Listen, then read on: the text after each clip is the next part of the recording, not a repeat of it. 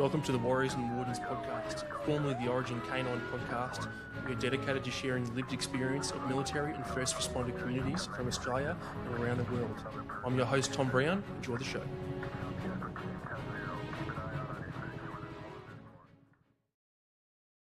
Righty, g'day. Welcome to another episode of the Warriors and Wardens podcast. Today we've got our international guest from Arizona. We've got Samantha Sanders-Lucero. How are you, Sam? Hi, I'm doing well. How are you? Good. Sam, is Sam cool or Samantha? What do you prefer? Yes, Sam. Samantha's when I'm in trouble. So. All right, cool. Sam it is. Yes. And yeah, obviously you and I met a couple of years ago when I was over there trials. doing a league of thing. Yeah, that's right. Desert dog trial. Yeah. Yep. You had your speech to us, and initially, when they said like, oh, it's going to be like a talk about like mental health, I was like, oh brother, here we go. But like 30 seconds in, I was like, my arms were crossed, and I'm like, all right, maybe I'll give this guy a listen. And I'm like, okay, he's saying some things that actually are worth a damn. So then you had my attention. Oh, good. Yeah. It's funny, like even now, like if I don't quite do that now. It's a little bit different, but even if like doing what I do and I went to a brief like that, I'd still be like, oh fuck. Yeah, and it's hard, man. Like teaching a room full of cops or speaking to a room full of cops or military personnel. They're a tough crowd. I don't know that you can get a tougher crowd than that. Yeah.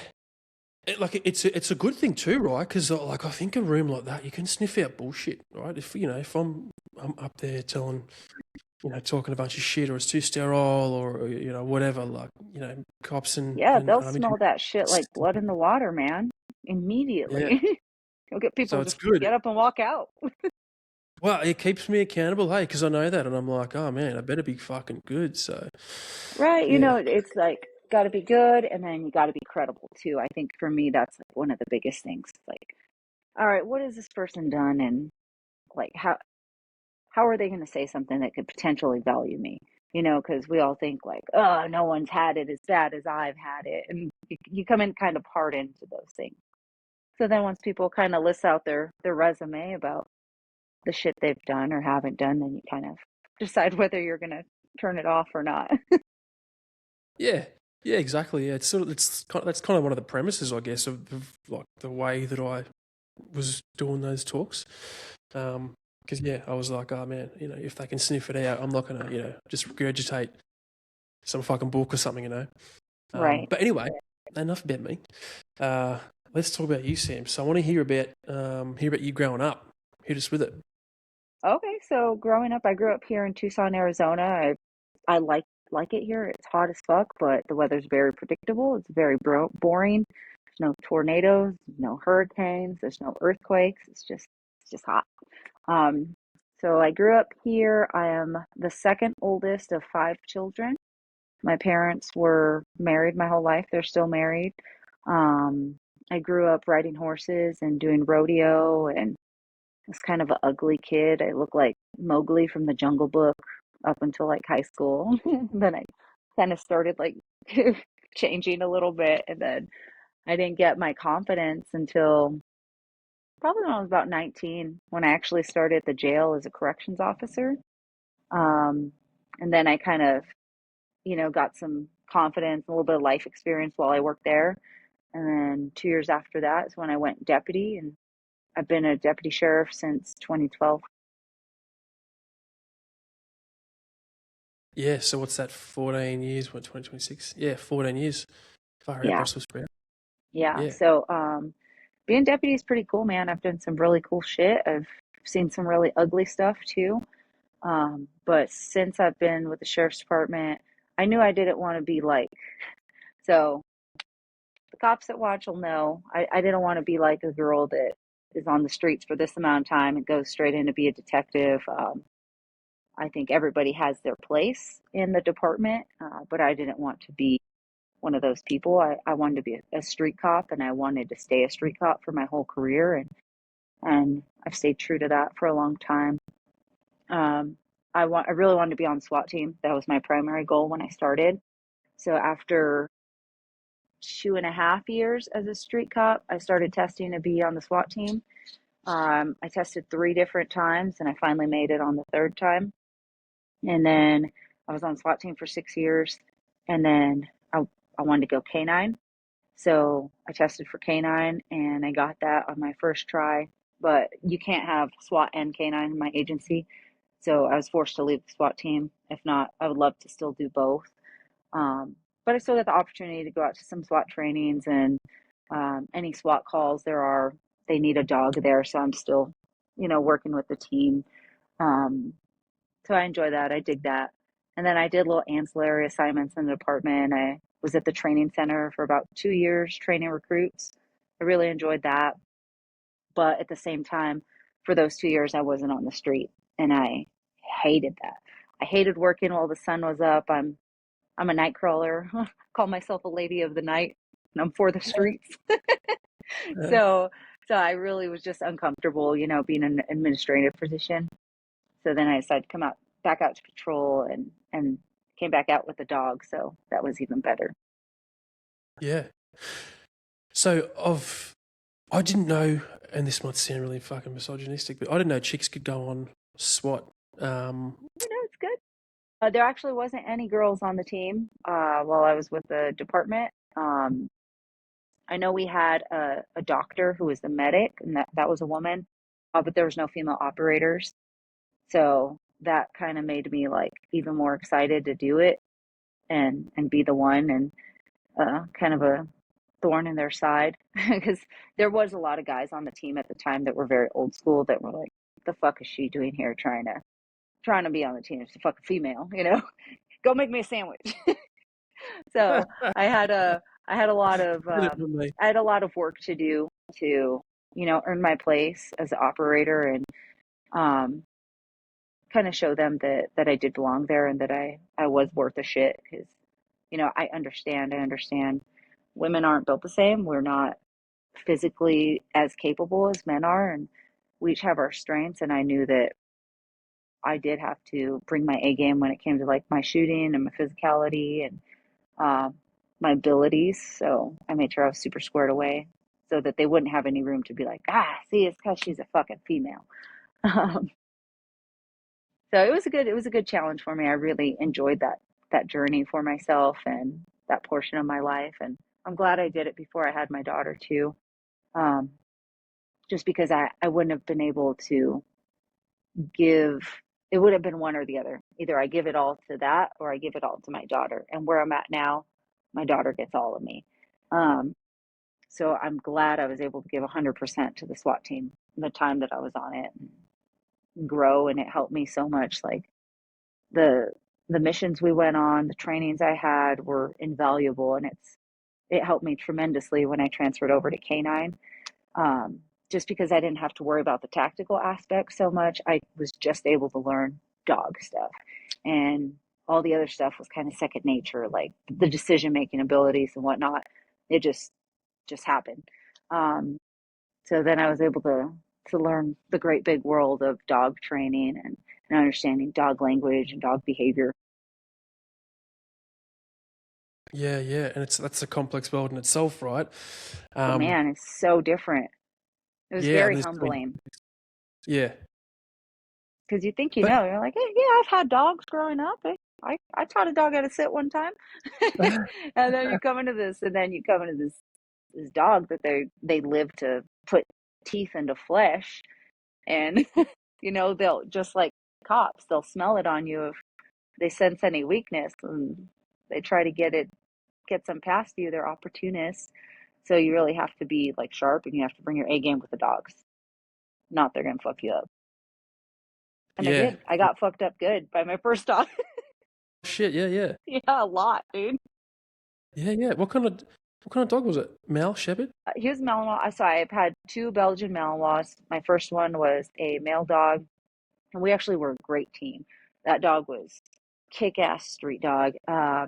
We did like a 3-month dog training academy.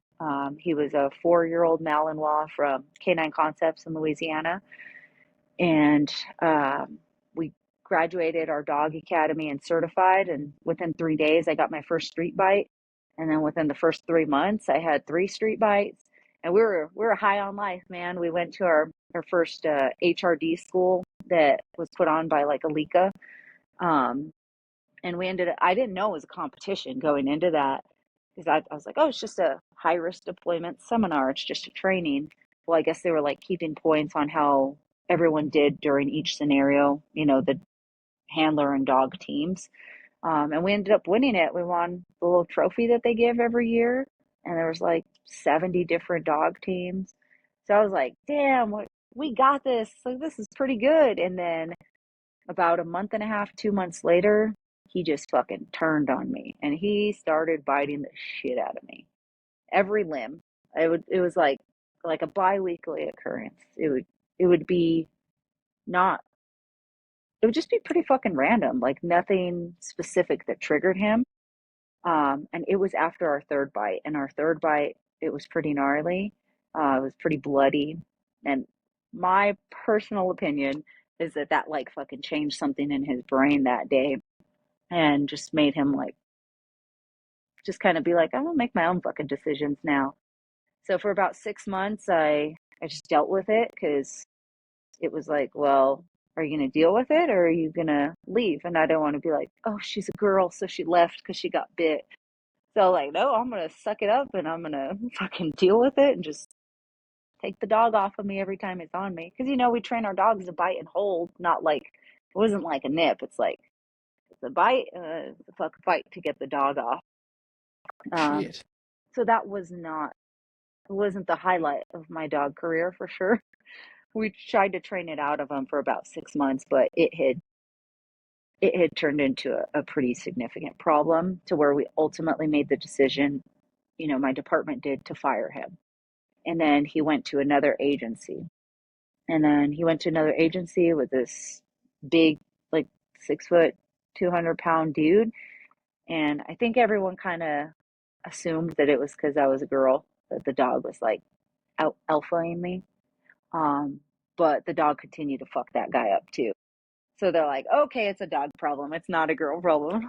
Oh, thank fucking God, man. Because there was a point where I was like, is it because I'm a fucking female, man? Yeah, um, 100%. You want to make sure, right? right, right. Because, I'm confident in my abilities and I'm confident in my, whatever alphaness I have. So I didn't believe that it was that, but there was whispers that was, you know, why that problem arose. So I was definitely under a microscope when I got my second dog. I got my second dog. So we got rid of him in May, and then I got my second dog in July. So there's a couple months where I was dogless and just decoying for the unit, and then I was working patrol. Um, so when I got my second dog, they were like, "All right, well, let's see if she does this again. Let's see if she breaks this dog."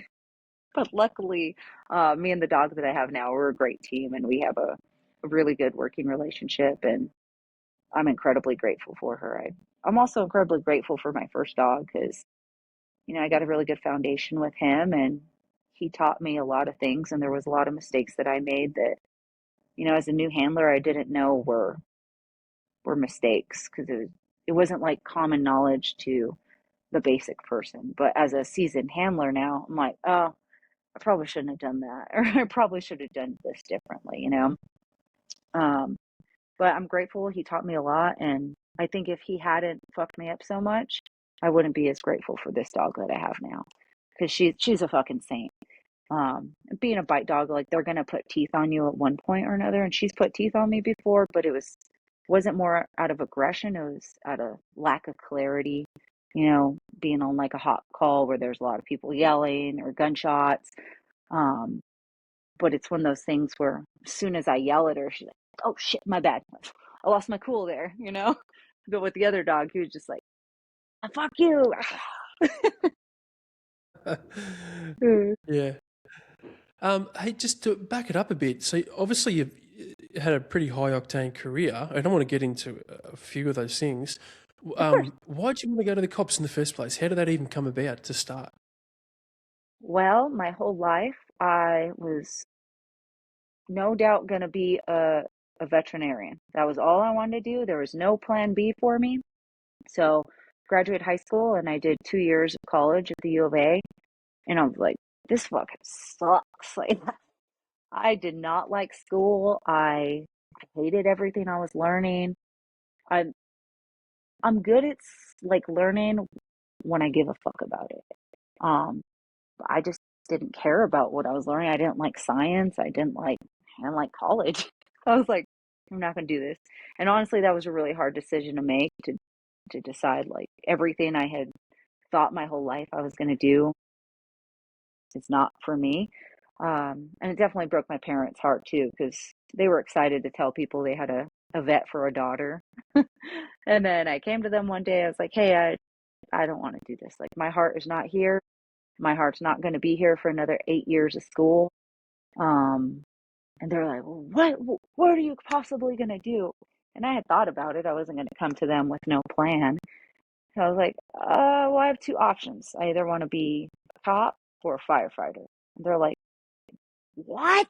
You know, I'm like, I'm 5'4" and 130 pounds. And they're like, no, you're a girl. You're not going to do that. And I'm like, yeah, that's what I'm going to do. I sat down and thought about it. And those are the only two things that really like lit a spark in my heart and in my mind when I thought about them.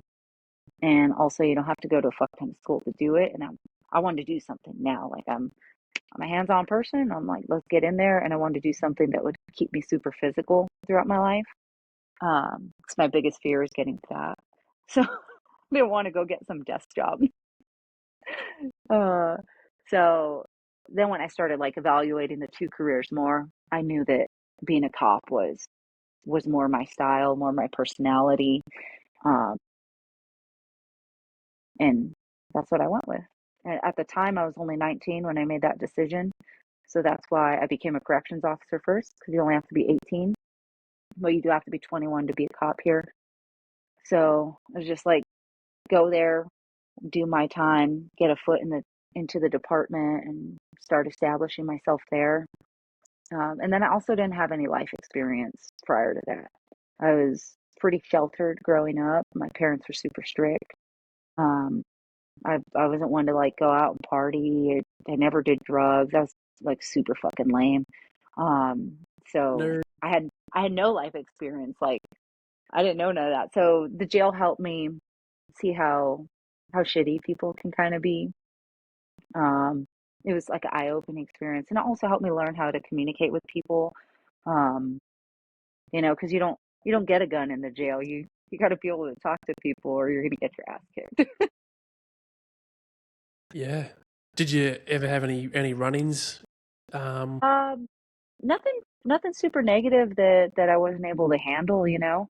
Um, which helped establish more confidence for myself. Like I said, I always treat people with respect. I'm always good to people, and people that are incarcerated in jail, it's like, okay, I could treat them like shit, like, ah, you're a trash person because you're in jail. But at the same time, like, I've done some stuff that probably could have landed me in jail before. So I understand that people make mistakes, and I just treated everyone with respect and treat people the way you want to be treated. So I never really had anything super negative happen there. hmm. You seem like you got probably a fair amount of empathy, right? And obviously very A little driven. bit too much A lot sometimes. of this stuff. Yeah, yeah, double-edged sword, right? Yeah. Do you have a bit of the ADHDs? I do actually. I Yeah, no actually shit. just got diagnosed officially. Oh, really? I bet it Yeah, was a fucking surprise to everyone except for you. dude, honestly, no. So I started going to therapy back in 2021. One of the guys here at work, he killed himself on duty. And he was one of my recruits that I trained at the academy. So I naturally, my asshole brain was like, how was this your fault, Sam? Like, how could you have done better to like prevent this? So I realized I needed to kind of go to therapy to deal with like the guilt and the sadness that I felt from all of that. And in going to therapy, they're like, oh, you got some depression on board, you got some anxiety, and hella anxiety actually. But I'm like a super high functioning anxious girl. I make the feelings go away by staying overproductive, and I jam pack my days with too much. But look, like that brings me super like a lot of fulfillment and a lot of happiness. So I had a couple different therapists along the way, just trying to figure out like who was best for me. And I landed on the one that I'm with now. I've been with her for like 2 or 3 years. Um, and I brought it up to her about a year ago. I'm like, hey, I think I might have ADD, man. I'm like, I started looking into some of the, the symptoms or characteristics. And she's like, I don't know. A lot of people like misconstrue ADD and anxiety. So then I brought it up with my psychologist, and I'm like, hey, I think I might have ADHD. And he's like, oh, yeah. Since the day I met you, I knew you had ADHD. He's like, you're hyperactive ADHD. And I was like, what the fuck? Why didn't you say anything? And he's like, well, I knew you weren't like wanting to take any meds, and I knew you don't want to go that route. So I don't know, I just didn't bring it up. And I was like, well, man, I think it's a problem. I think I should like look into maybe getting some meds for it. So I actually just got on Vyvanse. It's like an Adderall, but it's like a slow release thing. I don't Yeah. know why I'm dumping all of this on you right now. No, that's all right. It's Oh no. probably the ADHDs, Sam, that you can't.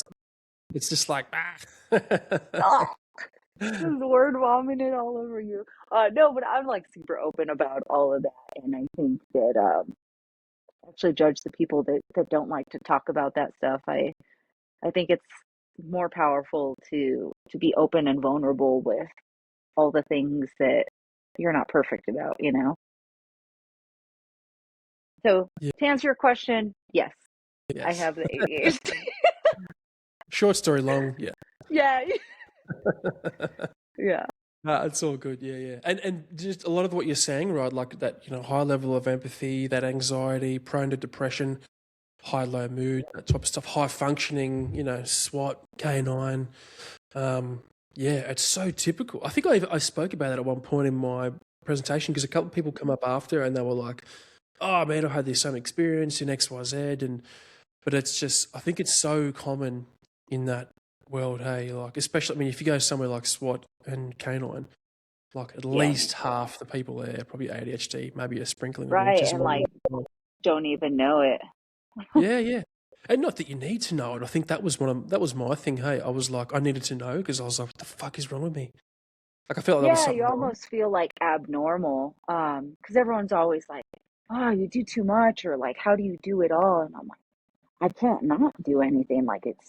I feel uncomfortable sitting down. I feel uncomfortable if I don't have like a list of 14 very important things I have to accomplish. And I feel like I'm always racing the clock, and I, I enjoy it. Like, I love living my life like that. Like I said, it brings me a lot of fulfillment, checking all the things off the list and having so much to do and to give. And I don't know, I think I started a nonprofit organization. And that's like another thing that kind of like shines some light on my need to like serve, um, which is another reason I think my heart brought me to law enforcement, was because I wanted to like serve and do good and do a lot of things in addition to like taking names and kicking ass. Like, I don't like when people are like, oh, I became a cop to help people. Like, I think that's kind of You're a like, no, you load of, didn't. You this want is to kick kind of a someone's load of fucking crap. teeth in. Yeah, yeah, dude. Like, I want to chase bad guys and do all that cool shit. And it is like, that's the only reason I'm still in this job, is because you get to do those really incredible things. And, they're far and few between, especially like the car chases and stuff like that, and the high liability stuff that's being so looked at now. Um, it's fun. Like, that's why I do this job, is for that adrenaline rush. Yeah, yeah. And I think it's so important, man, to know, like, ADHD, for example, it just puts some clarity to the you puzzle, right? You're like, oh, for me, I was like, well, there's a Right. big piece missing, right? I think I know what the picture is, but I just needed that one big piece in the middle, and now I'm like, okay, it makes total sense, you know. And I was a Right. bit And it silly didn't in really the first few change days. anything. It just Yeah, kind of like validated it, like, huh, okay, well, that explains all these things, you know? yeah, yeah. For me, I was just like, okay, cool. Well, now I know. I'm going to stop trying to push this aspect of my life or trying to be this kind of person because I'm just not. So I'll just do that. I'll just do that one. You know, like Right. yeah, that's good. But yeah, let's get back to the cops, right? So a couple of years doing, well, was it 3 years, at least 2 and a bit It years was doing 2 years corrections? as yes, corrections. And Yeah, then once I turned 20, I think I was 21 in the academy. Um, so I did 3 years on patrol. Actually, I did 7 straight years on patrol, but after 3 years is when I made the SWAT team. Um, that was fucking tits, man. Like the excitement you get from that, you know, and the camaraderie, and it's like you bust your balls so hard, and you know, training days are so long and your gear's so heavy, and it's just like it's so rewarding, you know. So much suck feels so good. Um, and it's such like it was such an honor to be like a part of that, and to be, you know, physically and mentally capable enough to keep up with those guys is was like such a privilege. Um, yeah. and like I said, You got it your made my point. life so much easier for K9. You said keep up, but you weren't keeping up. Like you're one of them. I guess It's my brain, you know, my brain always tells me that, you know, um, even though like I'm a little fucking overachieving crackhead, your brain's always like, ah, yeah, you got to do more. You're not doing enough. It's never enough. So luckily, I met my husband we met in 2013, but we didn't start seeing each other until like the end of 2015, beginning of 2016. And the good Lord himself sent me that man because, uh, God, man, like he is like the most even keel, calm, like just respectful saint of a man that you could ever know. And everybody that knows him is like, you definitely needed that guy because I'm like, and he's just always here. And then, like I said, he was a cop for 11 years. And everyone's like, man, like Lucero's so chill, even like with these psycho people, he's just like super calm and is able to calm people down. I'm like, yeah, man, how do you think he deals with me? Like, he has to keep me at bay daily. yeah. So I'm Oh, incredibly she's the grateful opposite. for that balance. Yeah, and you need it, right? You need it because you can't just be all ADHD, full steam ahead. You know, fucking fighting the Oh whole. man. Yeah, Yeah. he definitely pumps the brakes for me. And he made fun of me a lot when we first started dating, because when we first started dating was like my first year on the SWAT team. So I was like fully vested into being a douchebag.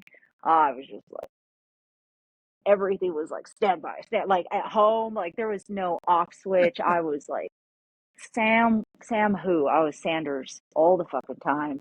And I was always in the orange and ready for fucking threats. And I remember fighting with him fighting, like getting on his ass when we first started dating, because we'd go on a date and he wouldn't have his gun on him. And I'm like, bro, where's your fucking gun? And he's like, I think it's at home. I'm like, aren't you armed right now? He's like, we're going to Safeway. I'm like, exactly. That's when shit's gonna go down. I'm not gonna be a fucking victim. So he really like pumped the brakes on that and help me realize that like being a cop and being a SWAT guy isn't my whole identity. And I think it's because, you know, I didn't have that confidence in Sam, and I found all my confidence through work. So I kind of just like pushed who I am aside, because I saw that Sanders was working and Sanders was doing good. So I didn't really want to be Sam anymore. I just wanted to be Sanders, if that makes sense. So my husband helped show me that, you know, being Sam again is fine and it's important, and it's enough. That makes sense. That that Sam Sanders thing is that did that come out of therapy? No, that's just how I like look at it. I look at it as two separate people, because they're so different. I was talking to one of my friends the other day. She was saying something, and I was like, "Oh no, I could never do that. I'm not that confident." She's like, "What the fuck do you mean you're not that confident?" And I was like, "I'm not that confident." But then I realized she only knows Sanders. She only knows me in a workplace setting. I'm like, "Oh yeah, Sanders would do that, but Sam would never." They're just two different people, you know. It's almost like an alter ego. I'm not like, I don't have split personalities. I swear. No, I'm I not know. there. That's But that's that's fine. kind of how I compartmentalize in a way, you know. Once the uniform comes off and the hair goes down, it's like, okay, I'm Sam. I'm a mother and I'm a wife, and I try to like get back into my feminine. But I think like most of my life, I've lived in my masculine energy, and my husband's been the one that's been able to help bring me into that feminine place, which has been really fucking nice, honestly, because I get to, you know, relax a little bit and get taken care of, which is it's still new for me. It's still a little uncomfortable, but but we're working Yeah, on it. yeah, yeah. The self care, right? With the ADHD people, it's a funky one. It's a funky concept.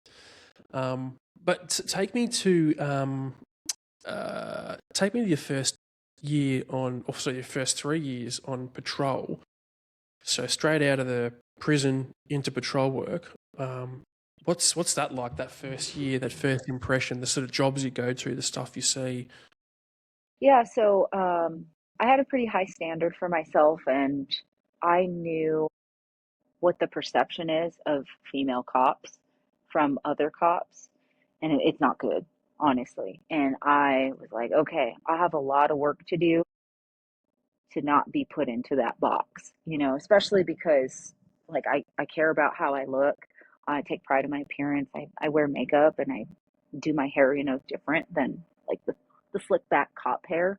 So I knew like at first glance people are gonna be, oh God. So I really had to bust my ass, and I honestly was I was doing a little bit too much. I was being overconfident, and I was trying so hard to prove myself, to prove that I was like on the same level as just like a male cop, that I was doing stuff on my own when I should have asked for backup or should have waited for backup to come to a call with me. And I remember this sergeant had a talk with my supervisor, and she specifically told him, she's like, Sanders is reckless. She's out there doing cowboy shit, and she needs to be stopped. And looking back, I think it was a little girl on girl crime because she's like a girl hater. But also, I think there was like some recklessness to it that I had because of that like need to prove myself and kind of overcompensate. But I was like super aggressive and taking all the calls and doing all the work.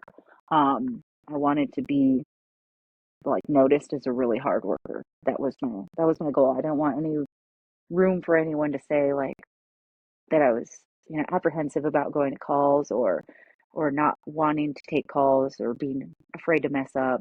I was pulling over a lot of cars and finding a lot of bad guys. I was super interested in finding drugs, and um, once I got into my first car case, I think it was like a month after I was on my own from like field training, and man, that was a high for me. I've never done drugs, but I'd imagine it'd be what doing cocaine was like. It was just so fucking exciting and exhilarating. um, so then once I got that first car chase, I was like, I'm gonna pull all the cars over in hopes that they run because that was super fucking that was hits, you know. So then I got this reputation of like being a shit magnet, which is like, oh, the bad stuff kind of she attracts it, which is like exciting for police officers. Um, so I got into my share of shit and went to a lot of calls, good calls, bad calls. Saw a lot of dead bodies my first couple years, which was actually really hard for me in like a weird way. Most cops, when I talk to them about it, they're like, "No, it didn't affect me at all." But I don't know if it's the girl brain or the empathy brain that every dead person I see, I like relate it to someone I know and love in some way. For example, it was just a basic call where we went with the fire department to a guy that had cardiac arrest. He basically died in his sleep. So I went and I saw that he had a sleep apnea machine on his nightstand and he was dead in his bed. And immediately I thought of my dad because my dad has sleep apnea and I was always on his ass about wearing his mask and he always refused to. So I'm like, oh, so I have this like lump in my throat at this call with this man that was just old and he just died because he was old. But then I called my dad when I leave that call and I'm like, Dad, you need to wear your machine. He's like, okay, I'll wear my machine. Where's this coming from?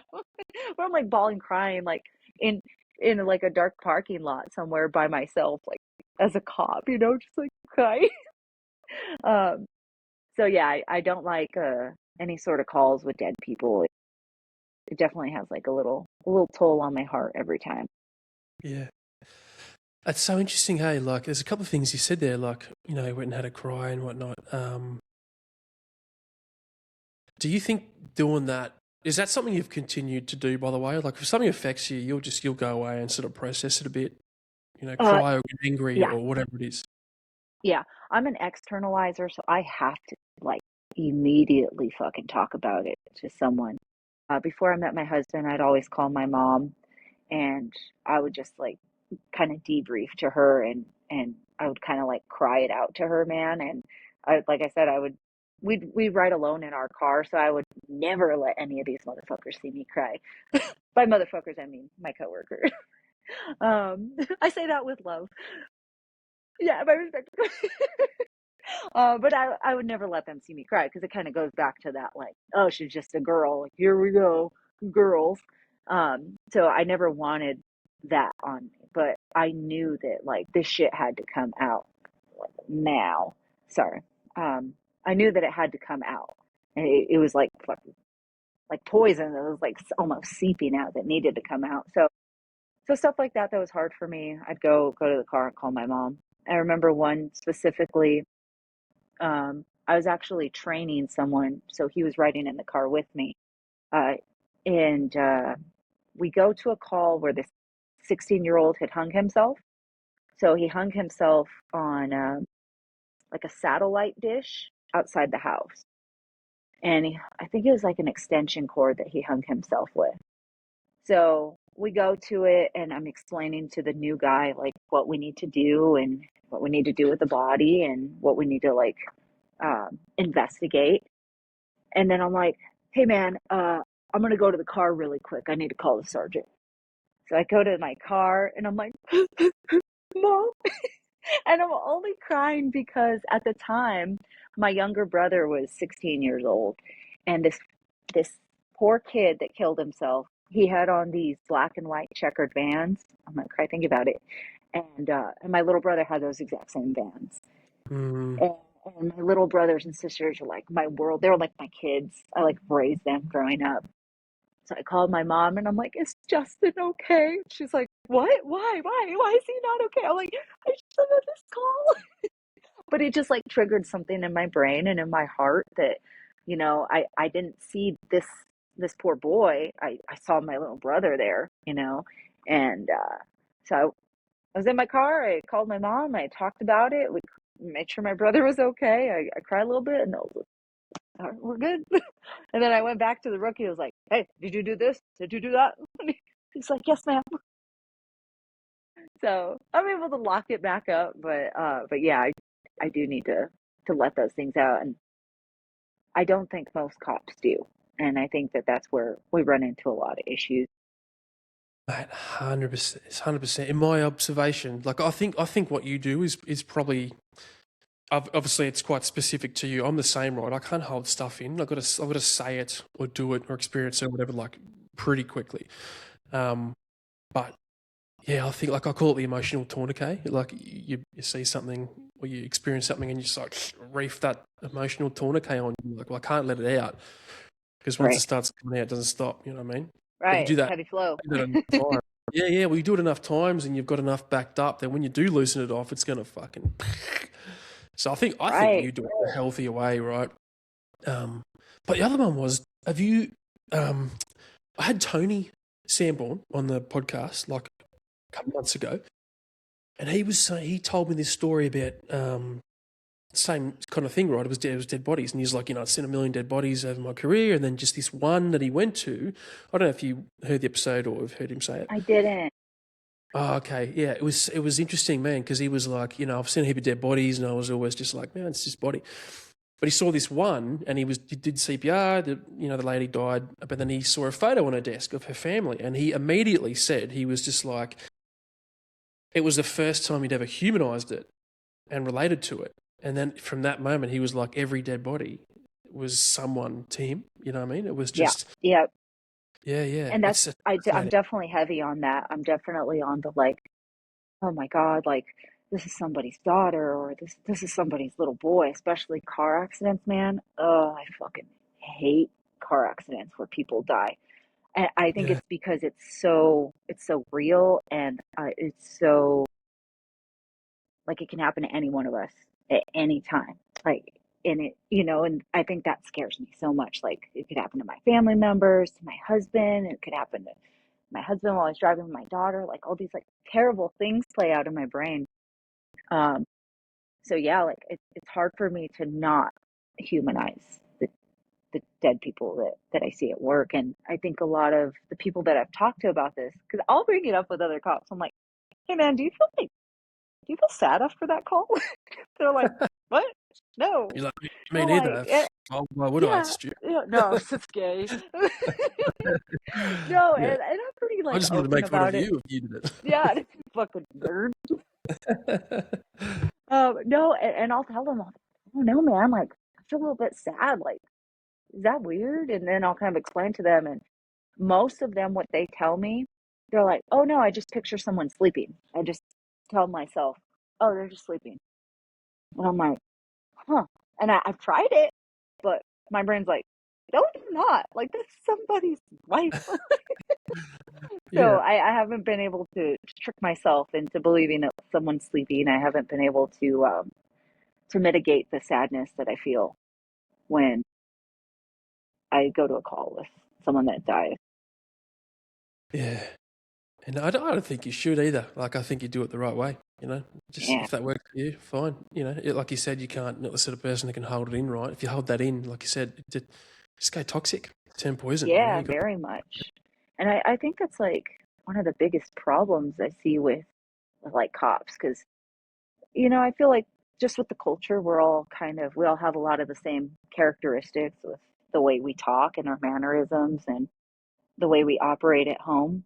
I've noticed that a lot of cops have real short fuse with their families and not very much empathy with their families, and they're kind of assholes um, with the people they love. And like, I think that contributes a lot to why our marriages don't last, um, is because we become different people in this profession, and we don't realize it, but everyone else around us realizes how much we change. But to us, we're just like, it's kind of like gaining weight. Like you look at yourself in the mirror every day, and you're like, I'm good.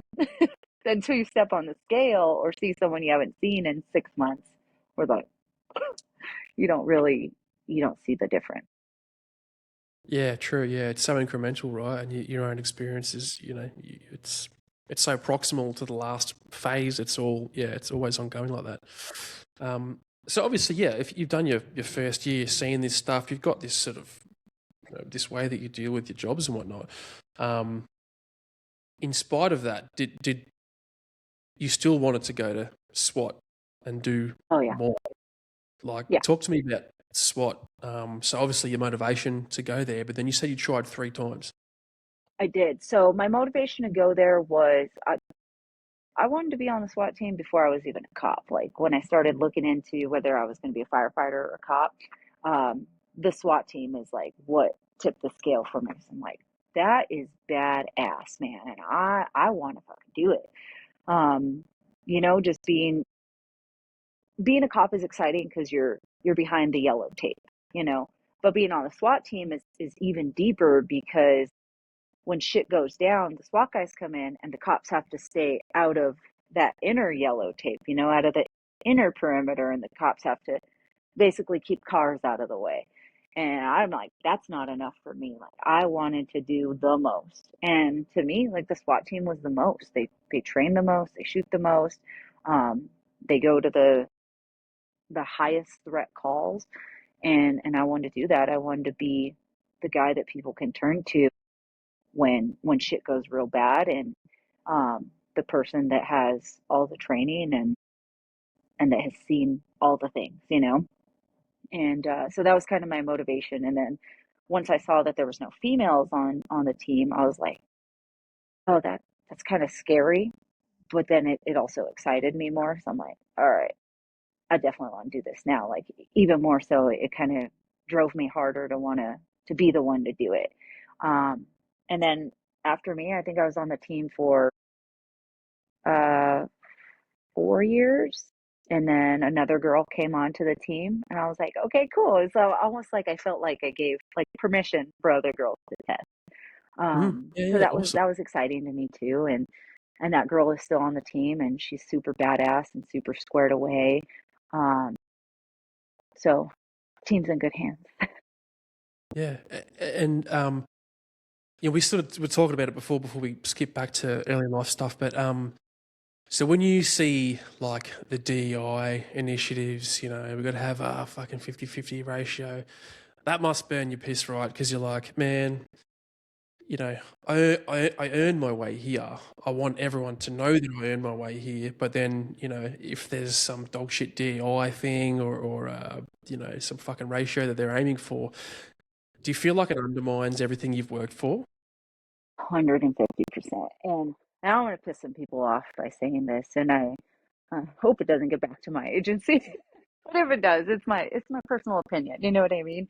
Um, I do feel uh, like I kind of mentioned to you before, like, women aren't built the same. Physically, we are not as strong as men. We're not as fast as men. It like biologically, that is what it is. So we do have to make up for it in other aspects. And I don't think I want to see a department with 50% female cops and 50% male cops. I think every tool has its place. And I think there's a lot of jobs that a big burly man can and should do before I should do it. And there's other things that I should be doing before him. Um, but, have you heard of the 30-30 initiative? It's this, I don't know it too detailed, but they asked me to basically write like a statement for it. But it's basically this program that's wanting to get law enforcement to 30% women. And although I understand the cause, and I know they want to see like a lot more girls out there doing it, I don't agree with just like reaching for this goal number, because I think it reduces the quality that you're getting.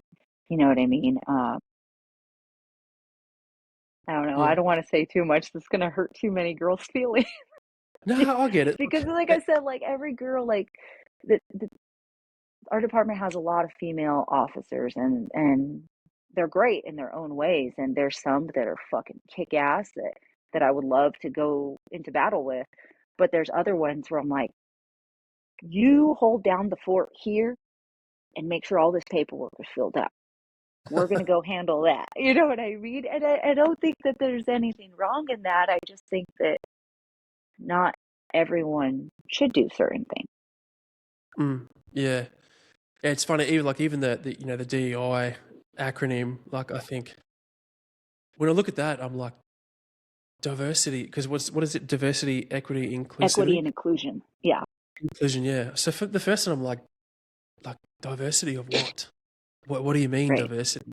And obviously, they want diversity of what you look like, and Exactly. then so they're assuming. This is my little rant here. They're assuming that if we have diversity of what you look like, there's an assumption of also a diversity of culture, idea, inherent values, etc. So for me, I'm like, hold on, are you telling me that I can judge somebody's qualities and attributes based on what they look like and their skin color? Sounds like racism to me. Like I'm pretty sure you've just literally just justified exactly what you're trying to advocate against. But I'm all for like diversity of like, yes, I think diversity is an important thing, but not based on your dog shit skin color, boy girl No, metrics. it should be merit based, Yeah, yeah. and if you're a Hispanic female that um, does really good at something and you pass the tests or the standards that you need to meet, you meet them, then yeah, do it. But don't don't bring me into something just because I got dark hair and I'm a fucking female. You know what I mean? I did experience a lot of that in my first probably 3 years at the sheriff's department. Mm. There was a lot of like they'd they'd reach out to me and they'd be like, "Hey, can you come in and do this like fucking photo op or this coffee with the cop or this, that, and the other?" Uh, and at first, like as a new person, I was like, "Oh yeah, yeah, I'll do it. Like whatever I can do to help." But then I started to like see the pictures they'd post on their social media, and I'm like, "Oh, you just wanted me to do it because I'm a fucking girl," or "Oh, you just wanted me to do it because I'm Hispanic." You wanted to like hit your Hispanic, Yeah. population and be like, "Oh, they got a little Mexican girl working there. Isn't that nice?" But it's funny because like I hear that and I'm like, you still need a bit of that, right? You've still got to like if they want more women and if they want more, like Mexican chicks or whatever, then recruit for it, right? Like maintain the standard, but be like, hey, this is what Right. we're looking for. Yeah. But I think the problem is right in the state that I'm in, because I went to join the cops a bunch of years ago, obviously got knocked back. They had this 50-50 male female, right? And I think their idea was that like, oh, we want to increase the talent pool. But I'm like, well, you didn't do that. The male talent pool is this big, and the female talent pool is this big. So you've now reduced this down to this, just so it's the same proportion as this. So I'm like, you've just restricted your talent pool. Like, go recruit women, 100% if you want them, because people have to look at cops and be like, oh, I can see myself in there. Right. I feel more comfortable with a woman or whatever. And I'm like, go for it. Exactly. There's certain things that women are needed for in law enforcement, and especially when it comes to like the investigative side for detectives, and like the um like special victims unit, where it's really important to have a female detective questioning someone or interrogating someone or asking someone about something terrible that happened to them. Yeah. Um, so I And some I see super the like place. competent, jacked up Yeah. 6 foot. I'm sure he's great at the Right. job. He's the wrong Like, dude where'd for he that. touch you? Show me where he touched you. Yeah. Yeah, like Coming we up. have, we have like something in us that's just different. Just like there's, I don't know, man, like we all have our place. And it was hard for Yeah. me to understand that for a while, that because I would look at the other girls on patrol that weren't like patrol worthy in my mind, that weren't going above and beyond and weren't kicking ass and trying hard. And I'm like, what the fuck, man? Like, why isn't she better? And my husband, when he came along, and my boyfriend at the time, he's like, every tool has their place. He's like, she might be really good in community relations, or she might be a really good detective. He's like, but it's okay that she's not a good street cop. He's like, maybe she doesn't want to be a good street cop. And I'm like, everybody should be a good street cop before they do anything else. Like, it was all or nothing for me. But, once I gained some maturity, like as a cop, then I understood, like, shit, like, yeah, I don't want to be in CR doing community relations. I don't want to be a detective wearing the nice little clothes and going to court and doing all that stuff. So, like, by all means, if they're good at it, like, go do that. Just go do what you're good at, and do it fucking well. Um, but yeah, I don't like the reaching a goal number just to hit the DEI, or just to say like we're 30% women. I don't think that's safe, especially in our profession. And it's really hard. I'm sure you've seen all the videos on social media. Ugh, like my heart hurts so bad when I see like two female cops and they're just like struggling to put someone in handcuffs, and then naturally I go to the comments and they're just like tearing these poor girls up, and I'm like, Yeah. Because you know? because that's equally not true, right? It's not like boys are the best and girls are the worst, right? Um, Right. But But we yeah, all have I our know what you place. mean. Hey, like, and then you see it's. I don't think it's intelligent, thoughtful people that are putting those comments, because they're also not there fucking wrestling that Right. dude. So, but yeah, man, we had that in Australia for a little bit. We had that shooting down at Bondi where I fucking grew up, and there was a couple of chick cops that were there, had their photo taken, like telling the crowd to move back or whatever it was, and man, everyone slayed them, like, oh, they were fucking giving up, and I'm like, the fuck are you talking about? No, they weren't. Yeah. It blows my mind. Like I'm all for if there's incompetence, like Yeah, fair man, enough. like when I see the videos of the women that are like, taser, taser, taser, they're like, you hear gunshots. Yeah, I'm like, this is why they hate us. yeah, but I know what you mean. Sometimes it's not very conducive to the actual truth. Everyone just wants to be outraged. It was like, I think it was like the Trump thing, like when he got shot or whatever, and there was the Yeah, chick secret agents. Everyone was just picking them to pieces, and I'm like, man, yeah, I don't know. I don't know. it's hard, man. I Yeah, see both sides of it though, because there are some women that are really exceptional and kick ass, and then there are a lot of them that are just like make things a little bit less safe. And I might sound like an asshole when I say that, but it's the truth. yeah. It's a hard one, right? There's nuance to it, and I think we could go on for hours about it, but I won't make us fucking go down that rabbit warren. Um, Yeah. but For mate, me hit me with. personally, like if there's any girls watching that have the desire to be a, for instance, I don't want them to get down and be like, oh, people are never going to think I'm or that I can do it. It's not that. It's just you're going to have to make sure your shit's squared away tight. Um, like for me personally, like I do jujitsu and I do Muay Thai. And for me, like that helps me feel more confidence in like detaining someone. And then like I shoot often because I want to. A lot of girls when we go qualify, they're failing their quals. Tough man, like you're getting these eyes on you. Like just be better. Like that's something that's in your control. Just do enhance the things that are in your control. Be a better shooter. Go to the gym. Lift weights. Do some sort of like combat training.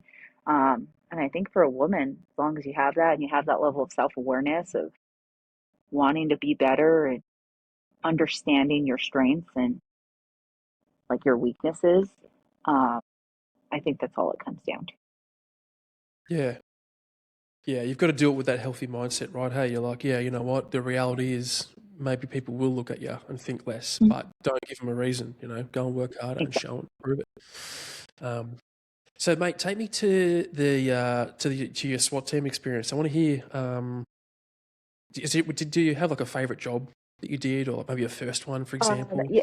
You want to share? So when you say job, you're going to have to translate a little bit for me because I know your guys' verbiage is a little bit different. Are you Like saying like a gig, specialty within the SWAT team, or are you saying like a call, like a mission that I a went call. Sorry, a call, like a gig, like a yeah. to? Probably not really. The thing that speaks out to me the most is my first mission that I was a shield operator. So, shield operator is like the first guy that goes in and he kind of determines the movement of the team throughout the house. So I was really excited to be a shield operator. And my first mission that I was running shield was like, I remember my heart felt like it was beating out of my chest, because like I feel like you're kind of the quarterback of the team. You're calling the movements within the building that you're searching, and like they're gonna back your play whichever way you go. They're gonna go the other way, but I still didn't want to make a wrong move and get someone hurt. So for me, that was like the most exciting thing was running the shield, and like to me, that was like a super high privilege to be able to do that, and I worked really hard to be able to do that. Yeah, awesome. And what kind of jobs are you getting as a SWAT officer in Tucson? So for a SWAT team, like your missions that you go to are like barricaded subjects, people that are barricaded with a weapon, hostage calls, um, like high risk arrest warrants, search warrants, vehicle takedowns, or open air arrests on high risk people, like homicide suspects or people that are known to be armed and stuff like that. Yeah. Did you when you're I'm not exactly sure how it works. When you're a SWAT officer, are you the one that then does the arrest? So obviously you're in the house, you then cuff them and stuff, or do you Yeah. just like, oh, okay, yeah, sweet, sweet, yeah, yeah, cool. Yeah, Do you ever no. have to do So that? usually when they call SWAT team, it's because the threat is too high for basic level patrol or detectives to handle it. So if there's a warrant that detectives have, they're like, hey, we have this homicide suspect. We know he's in this house, but we also know that he's always armed and his house is fortified. We need you guys to go basically get him for us. So then we would take our armor and our special weapons and tactics and then go take down the house, call the guy out, or go in and snatch him up. And we detain him and then hand him over. We're like, all right, we're out of here. We're gonna go get like a pizza or something. um, and to me, like I live for that, like the excitement, I guess, of the risk, you know. And then in my brain, like handing him over to the detectives, like I wouldn't want to be handed over the guy and then be like, ugh, now I got to do all these interviews and all this paperwork, and like that's boring to me. But Mm, the detectives that do it, like they love it. They live for it. It's exciting to them. They're good at it. Um, it just ain't for me. Like for me, I want to like watch the door get blown off the fucking hinges, and then us go in and super sock someone or dog them if reasonable and necessary. yep, in direct proportion to the threat they pose to you Yeah, and your team. yeah, exactly. I've also practiced uh, this. yeah. So did you have any hairy jobs in SWAT? um, Nothing Shootouts, the type of too stuff? crazy. I remember my first pretty big fuck up as a new guy on the team. We were Someone tried running out the back door, and I was on rear containment with a couple of the more senior guys. So we snatch them up and we throw them on the ground, and I was like, "All right, I got hands on." But like a dummy, I didn't sling my rifle. I just left that bitch hanging like a pendulum. So I go Yep. to put this guy in the handcuffs, and my rifle goes whack. Like it whacks this guy on the head. I remember my SWAT training officer just glared at me and right away. She's like, It's just one stop of those things that resisting. I was so excited that we like snagged this guy. I was so excited to fucking just be there. Um, but it was like one of those things where like, oh, fuck man, like that was a simple mistake that I made, and it was pretty loud when it bonked that guy's head. Um, I've been a lot more hairy stuff, surprisingly, on patrol.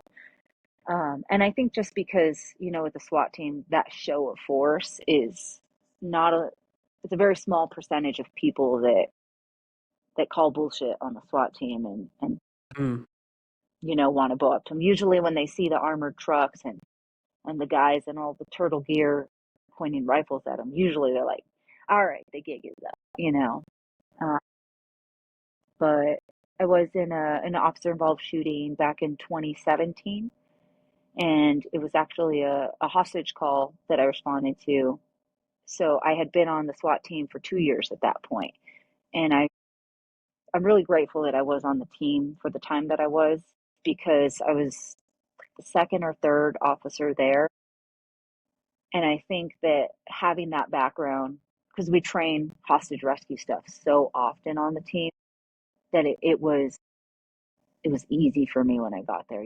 Obviously it was scary and someone's life was in danger, but it was like, oh, this is just another scenario. It was like it it wasn't as nerve wracking to me as when I looked over to the regular patrol guys that were like, oh fuck, what, like we can't fuck this up. Um, but we went to a Circle K because the clerk called in, and she's like, there's a man in the store with a gun. And that's all the information we got. And I was training someone that day, so he was driving, so I routed him. And on the way there, I started briefing him, like, okay, this is what we're going to do if the guy's still there when we get there. And then more updates came in as we were on the way. And the clerk said, yeah, he's standing here staring at me. He told me to call the cops. He said he's waiting for you guys. Oh, well, that changes things a little bit. So, I started briefing my rookie, like, hey man, like this might be like an ambush. It might be like a suicide by cop thing.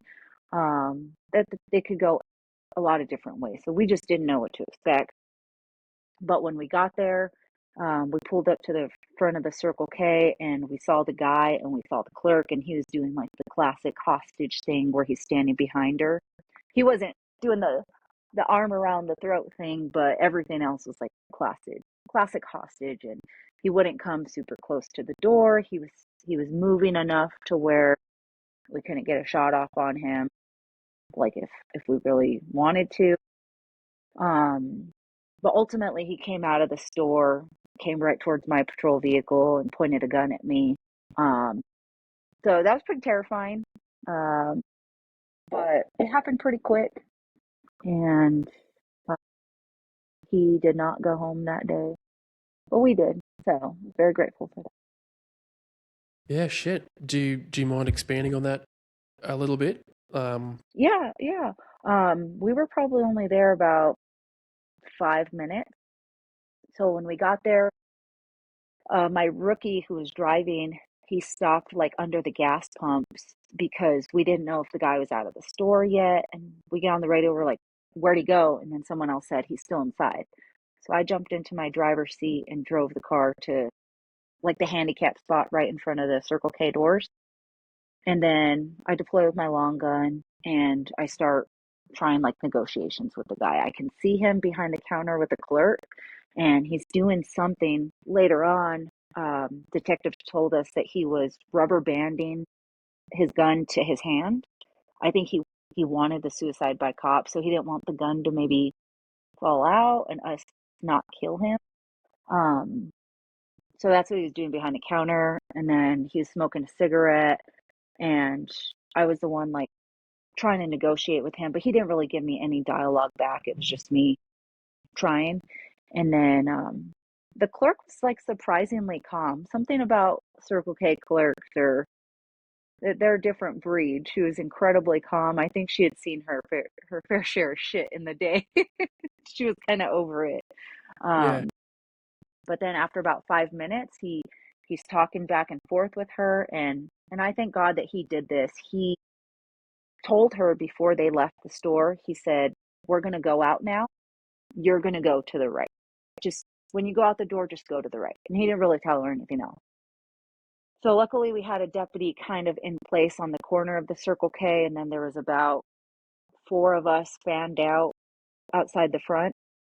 And he came out, and I just see his hand by his side. He was kind of covering the gun. And as soon as the clerk comes out and runs to the right, then I see a clear view of him and the gun in his hand, and he just kind of does one of these. It was interesting, man. Uh, I didn't hear any of our gunshots going off. That auditory exclusion kicked in. I didn't have the time distortion that people talk about, but the gun was probably like this big. But that night, it looked like this big, and it looked in the only way I could describe it is like a big, like Roger Rabbit, like cartoony type gun. It was so big and so shiny. And I think it was my brain's way of saying like, that's the threat right there. So as soon as I saw his hand start coming up, is when I started engaging him. And then wow. he ended up falling down directly in front of my car. And so I was standing, and I kind of embarrassed myself a little bit here, but I was standing in the door frame of my patrol vehicle. It was a Tahoe. And I had my rifle over the door, kind of like where the spotlight is. So he comes out, I engage him all the way until he falls down right in front of my push bars on my patrol car. But, the sight on your gun is here, and then your barrel is here. So I engaged him, and I shot like 3 rounds into my patrol vehicle, into my hood, as he was, because I was following him down. And then I put some rounds on target, though, I'm sorry about that. Um, Yeah, you're right. And then afterwards, I was like, who the fuck shot my car? And they were like, you shot your car. I was like, no, I didn't. I shot the bad guy. And I then I would never looked at do it and I'm like, huh, I guess I did shoot my Those are that. those things where it's like side over bore, Yeah, And then you're in the thick of it and you don't really realize that, because I'm just like, all my eyes and my world saw was what was inside of that fucking aim point. Um, I didn't even see my car. I probably didn't even realize I was standing on my car at that point. Yeah. But it's I, interesting what your body does during and after that sort of thing. I remember specifically having the thought that I was so embarrassed while I was trying to like have dialogue with this guy because my knees, it felt like they were doing this, like just like wobbling. Like my voice was calm and I was calm, but that adrenaline was so fucking through the roof because like I think my body and my brain knew it was going to happen before I did. Um, I was like, oh my God, like I was trying to like really breathe and calm down because my knees wouldn't stop shaking. And I'm sure like you probably couldn't even see it if you looked at me. But it felt like so significant. It felt like I was going to fly away. Like you were just like flapping. So that was pretty just interesting what your body does that you have absolute no control over. yeah. Yeah, and that's man. So what was the like official debrief like from that from like the department that you've had to do, and Uh, then your own debrief after that. Obviously, you've got your own way to sort of decompress from these things. That must have been a big one, I imagine, like an ongoing process, right? right. So immediately after it happened, we still have to make the scene safe. So we handcuff the guy, we go in the store, we clear the store, make sure there's no one in there that he maybe hurt before we got there, make sure the clerk's okay. And then after you get into a shooting, they assign you a cover officer. So they have another deputy basically stand with you to ensure that you don't, you don't clean your hands or change anything on you because you're essentially evidence at that point because you're involved in a homicide. So that's what the cover officer is there for, and he's also there to make sure that you don't like talk to anyone about the incident, so that the integrity of the investigation is preserved. And then we went back to the substation. We got read our rights, and then we either give our statement or give our statement later after we talk to our lawyer. And then some of the administrative stuff afterwards. Within 3 days of your shooting, you have to go do a confidence shoot at the range. So whatever gun you shot in the shooting, you have to shoot it at the range, on a static range to ensure that you don't like fucking freak out again, like having to fire your firearm again, um, and just make sure like you're good with it. And then you have to talk to a shrink, like a psychologist, to make sure you're fit for duty. Um, and that was kind of interesting because they only give you like one session to talk to them. And I knew I was fine, but I just thought it was interesting that they don't do much more after that. Like it's a very simple 1 hour session of like, you good? Okay. You're not having homicidal or suicidal thoughts. All right. Well, make sure you spend time with family and do some hobbies and get lots of rest. Here's your Mm. fit for duty paperwork. And then in that time, you also give your statement if you didn't give it the night of. But my body, man, my body was interesting. I'm a huge snacker. I'm always grazing on food, and I don't eat one big meal at a time. I just like a snack all day.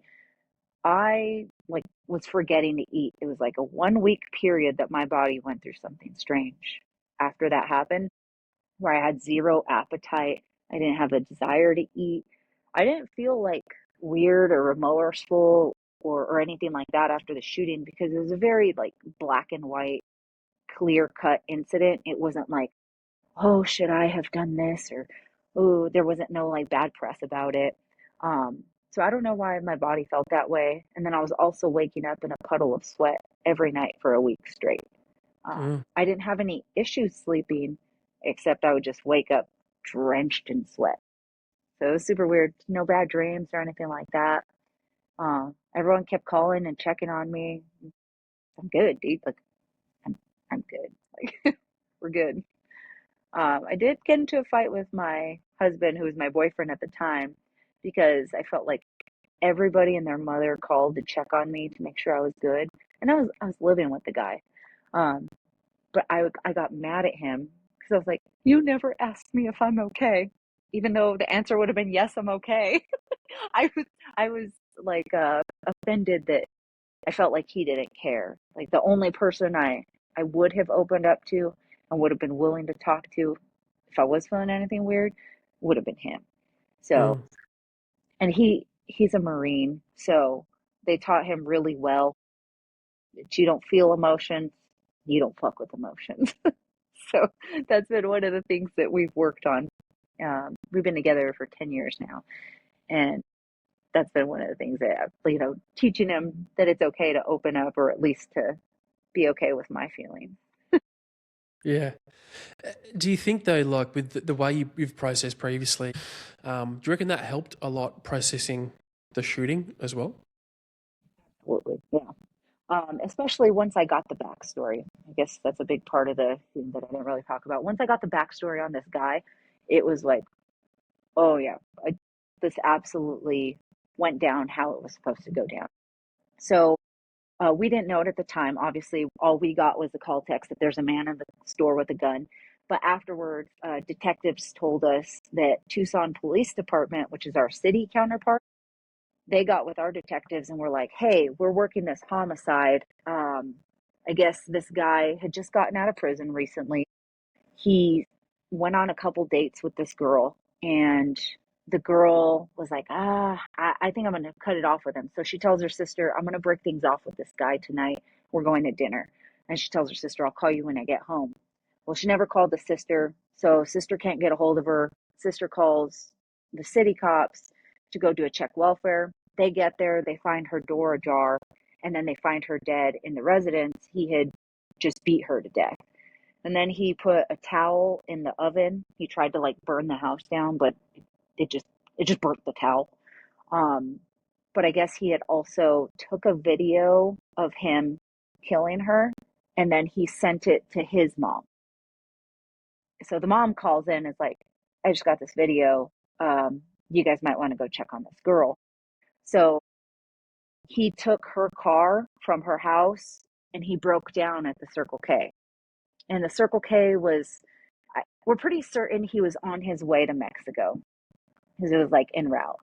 Um, so the car breaks down there. Car was there with the hood up. So we're like, okay, maybe he just realized like I'm probably going to get caught and go back to prison. So this is how I'm going to kind of go out. Because he didn't steal anything when he went into the Circle K. He's just like, hey, they showed her his gun. He's like, I have a gun. Call the cops. Okay, what? Yeah, so he was a pretty bad dude, and I'm sure he had a lot going on. Maybe he had a rough child. Yeah, yeah, pretty poor guy. Yeah, I Yeah, try to see the other side of things, because I know we're all sort of fucked up in our own way for whatever reason. yeah. Look, I mean, you said it. I think you did the right thing, right? I mean, it's fuck. God points a weapon at you, held a hostage. What are you gonna do? Fucking, I he goes remember home thinking or you go home. specifically too, man. I was like, I remember thinking right as he was coming out with the gun, was like, I really want to be a mom one day. Like that was like my only thought was I wanted to be a mom. Like, because I wasn't married at the time. I didn't have my baby yet. Yeah, And when it's in that moment, it's like it's you or me. And I know I'm the good guy in this situation, so it ain't gonna be me. yeah, yeah, 100%. Hey, yeah. I've always sort of, that's always been my thought about cops, right? Like, you guys don't start the shooting, you don't start the car chase. You got to respond to it. So, Yeah, fucking yeah, everything's reactive, man. yeah. But man, it sounds like a good shooting, right? Like you've tick ethically, totally fine, legally, etc. And then you've obviously done your own sort of debriefing process with the psych, that type of stuff, right? Bodily sensations doing their thing. And that was in patrol, right? Yeah, Was, yeah. I okay, was yeah, on patrol. patrol, but so being on the SWAT team is a secondary assignment. Gotcha. So you have your primary assignment, which is like patrol, and then you go train X amount of times, and then you're available for call outs all the time. Um, then yeah, it's all good. Yeah, I'd say so. Definitely good. Yeah, I think with cops, you're always I mean, the likelihood of getting into a shooting is always there, but if you really look at a lot of cops when they go to retire, most of them have been in none or maybe one shooting by the time they retire. So it's pretty rare that cops are in multiple shootings by the time they go to retire. Um, but you always have it in the back of your mind, like, fuck, man, I hope my shooting is going to be a clear, cut and dry one. Because there's a lot of the ones that are like, the guy had a black object in his hand, and you have to make the decision now. Like, I don't have time to figure out what he's pointing at me if I'm not close enough to identify it, you know? So I'm super grateful the distance, the location, the time it happened, because it was pretty late. I want to say it was around midnight that it happened. So there was no one else in the store or in the parking lot. I'm grateful that there was no one, you know, in the store that could have caught around, just being in the backdrop.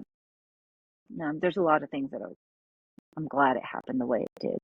Because you just never know when it's going to happen or how it's going to play out. Yeah, I'd say that was the best scenario you could have got, right? And 100%. then if you were still on SWAT but doing a bit of patrol work, at what point did you go to K9? I went to K9 in 2021. So my daughter was a year and she was just over a year old at that point. And I had actually just taken the test to promote to sergeant because at that time in my career I had 9 years on.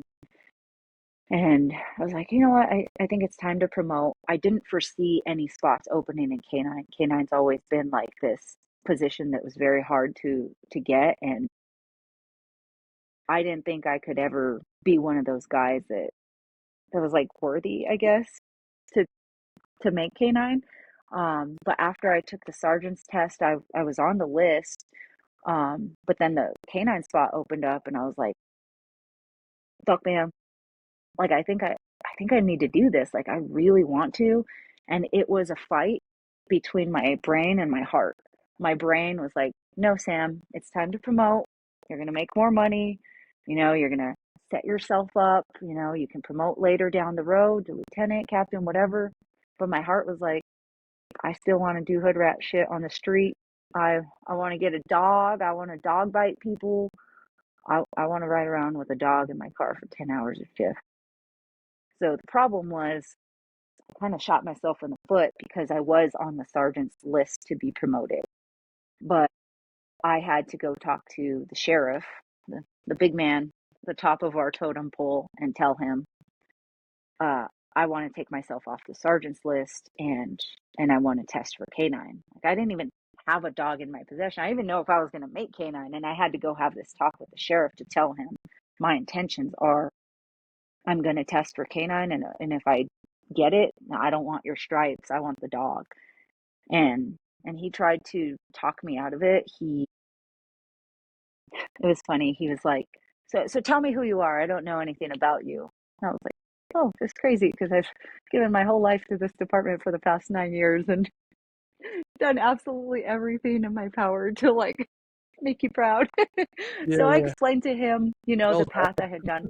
Yeah, the path I had done on my career. And he was like, He was like, it sounds like you spent a lot of your time on the tactical side. I'm like, yeah, I did. I was so proud of that, you know? And he's like, yeah, you should definitely go be a detective and you should promote and the canine stuff, maybe you could do it later. And my brain, I was like a little bit hurt, a little bit offended because I worked my balls off to do all the things I did in my career, you know? Like I worked so hard and then for it to just be kind of minimized like that. But our sheriff, he values different things than what I value, you know? Um, so I was like, okay, well, thank you for your time, but I'm still gonna get the dog. Yeah, thank you.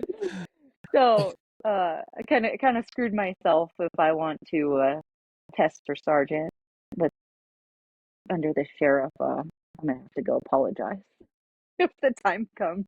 I'm sorry. I want the stripes again. So, So you would go and promote later on, maybe just Maybe, to see out your career or maybe. something? Or yeah, okay, Honestly, Tom, like Sam 8 years ago would have been like, yeah, I'm going to be a sergeant one day. I'm going to promote. Maybe I'll work my way up to captain one day. But now that I'm a wife and have my daughter, I homeschool my daughter too. So my priorities are so different these days. Yeah, the money would be nice. It would be a little bit of a pay raise. Um, like I wouldn't promote any time within the next 2 years because I have 2 more years of this dog has 2 more years to work. So if I promoted any time before then, I'd have to give her up to someone else. And I will die before I do that. This dog is coming home with me. I'm gonna retire this dog if it's in my control, you know. yeah, Um, so when the end of that 2 years is up, I'll have some big decisions to make whether I'm gonna take another dog, promote, or just leave completely. yeah, yeah, yeah. It's a hard one, hey, because if you love doing cop stuff, don't want to get promoted, but you also probably don't want to leave. Yeah, I mean, you can just keep doing what you're doing, eh? You know, there's always that option, that Kind fourth of, option. man. There's a lot of shit now. It's that things aren't the same as they used to be. I know I kind of touched on it with you before we started. Like, just policing in general is different. The way we're viewed and doing the cool stuff is very frowned upon now. You know, the chasing and the taking names and kicking butts. It's, um, like the likelihood of getting reprimanded and it is real high now, and they want you laying low. They don't want you doing those things because it's a bad look, you know, for the department, I guess. Um, and we work for an elected official, so we want to keep the people happy too. Yeah, true. No, Yeah, you guys have no, an interesting policing system over there. You know, I've spoken about it at length on this podcast, but you know, the different, municipal, city, states, sheriff. Yeah, all the. I'm sure there's some different ones in there, but yeah, it's fascinating because we just got state and federal. That's it. okay, Yeah, yeah. So it's one of those things that's like I don't know if the juice is worth the squeeze anymore to stay in law enforcement, um, especially now that I've uh, like found some different purposes within myself. You know, being a wife and being a mom is incredibly fulfilling to me. Even though I know that that's not my true purpose, I've spent the last like 8 years trying to figure out like why I'm supposed to be here, what I'm supposed to be doing, and that's kind of what led me to my nonprofit. Um, I started it in 2024. I think I mentioned it to you before with the canine. So I rescue dogs from the shelters and then I train them to be service animals and then donate them as service animals because shelters are always over capacity and nobody wants shelter dogs. So I kind of want to change that and change people's views of shelter dogs and show them how special they can be and how worthy they are. And then service animals are super expensive. I know I couldn't afford one if God forbid something happened to me, um, or one of my family members. And we're really hardworking people with jobs, you know, and it's kind of shitty that we wouldn't be able to afford one. Insurance wouldn't pay for a service animal. So I saw those kind of like holes in the system. Like, okay, well, how can I kind of fill these holes? So that's where my nonprofit journey started. yeah. Fuck, man, you're doing a lot. Like doing that. I remember I've trained some dogs that, not service dogs, but like working dog stuff on the side. Man, the It's a lot of effort. work, man. Yeah, yeah. I couldn't imagine like homeschooling your daughter and stuff as well. Got a lot on your plate, Yeah, Sam. I do. I do. I'm a hungry girl, but I'm Yeah, also a tired girl. yeah, Yeah, so yeah. that's why it's kind of like, okay, now that I'm juggling, it's a juggling act every day for me. Um, it's kind of why it would make leaving easier for me so that I could give my time and energy to the nonprofit and to homeschooling my daughter. Circle back at the beginning of the potty. You were talking about that dog that was fucking savaging you all the time, and you. I'm just trying to squeeze another story out of you. You mentioned that third bite. You said it was particularly a bit out there, and that was the Yeah. one that sort of made him change. Do you mind telling us a cool story? Yeah, I think a lot of people will call bullshit, but I know in my heart what I saw, I swear that dog fucking something changed in that dog that night. Ugh, something flipped. So our first two bites were pretty clean. His first bite, he got choked out when I sent him. The guy was tweaking so hard, I think he saw in slow motion. He was able to like choke the dog out.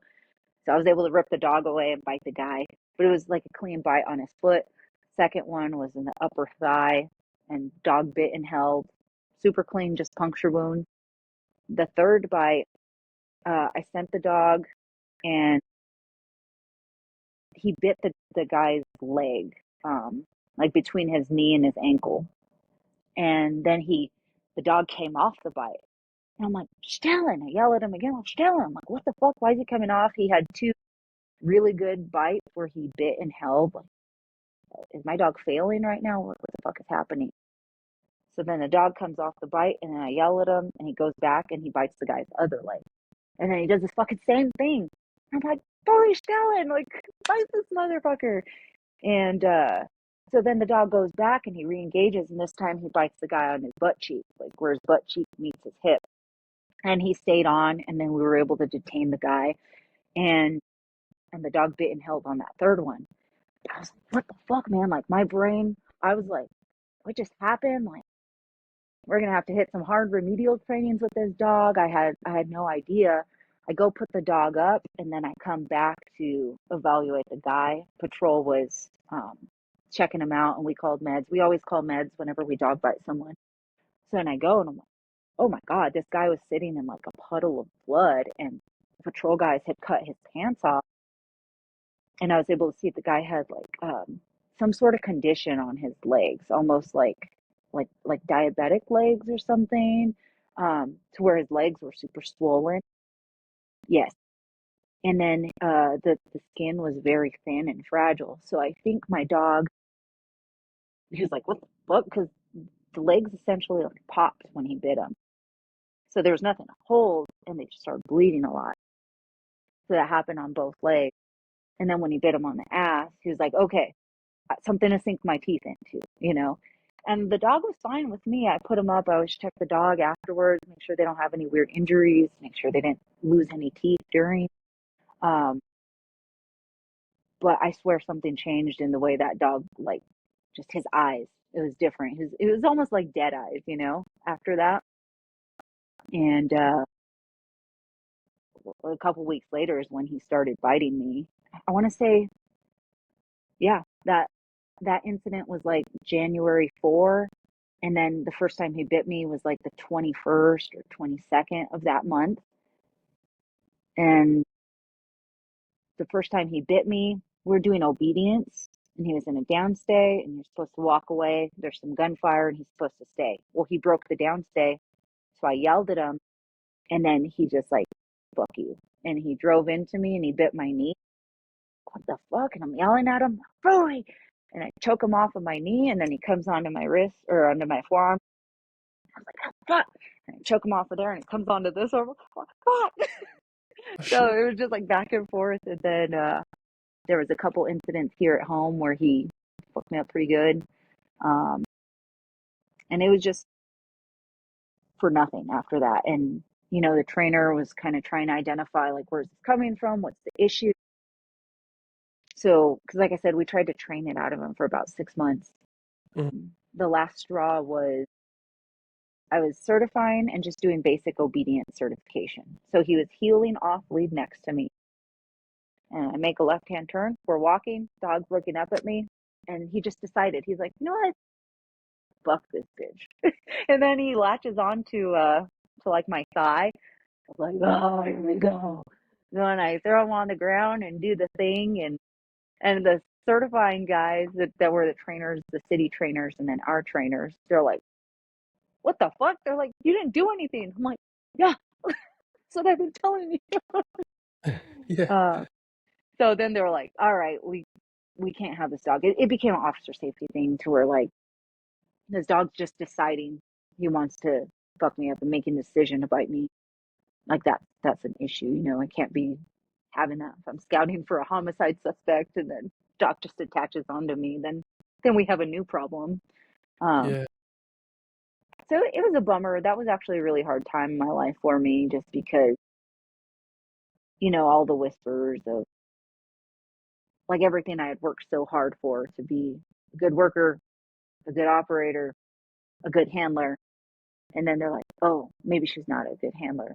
Maybe she's not alpha. Maybe she's not all these things. And I'm like, fuck, man, I worked so hard. This fucking dog is just biting me for no reason. Yeah. um, so I had to work through all that.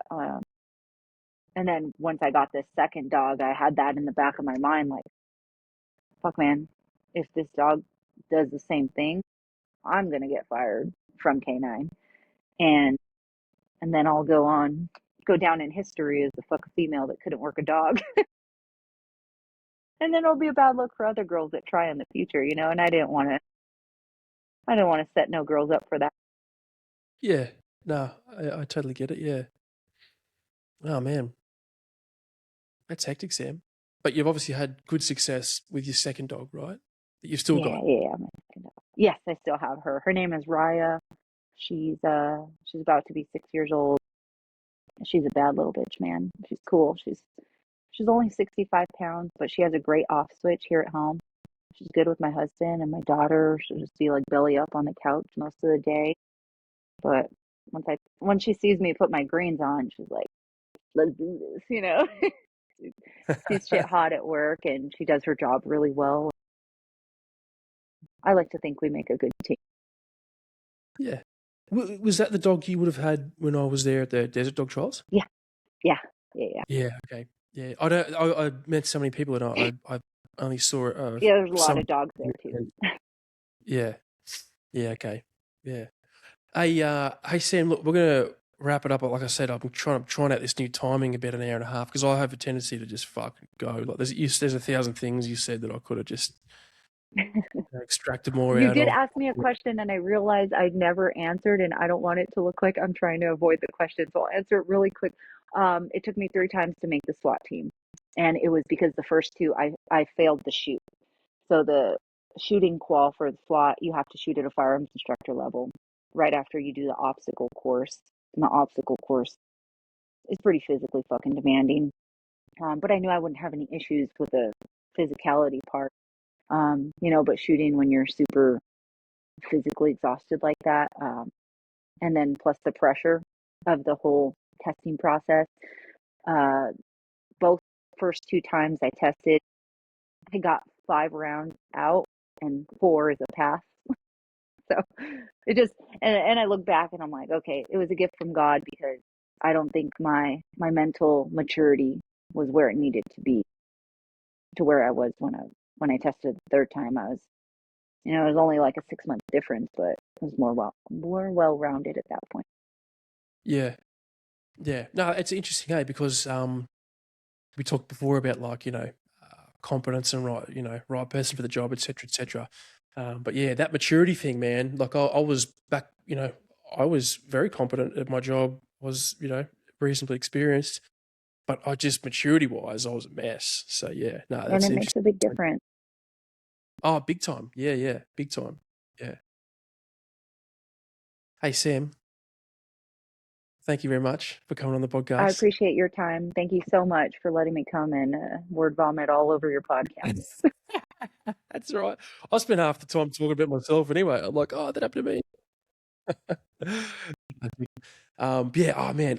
Yeah. Like I said, I'm just trying out this new time format. But I could keep going for like a long, long time. But anyway, I'll stop the recording, Sam. But yeah, thank you so much for coming on. I really, really appreciate your time. Telling me some cool stories. And like some of the vulnerability stuff as well about the shootings and all that type of stuff. But yeah. Anyway, thank you, Sam. And I'll hit the tit. Thank you, sir. Gotcha. Thanks for listening to that episode. We've got more episodes on the way. In the meantime, check out warriorsandwardens.com for keynote speaking or workshops for operational readiness and longevity in military or first responder teams using emotional well-being and sharing lived experience. I'm your host, Tom Brown. See you next time.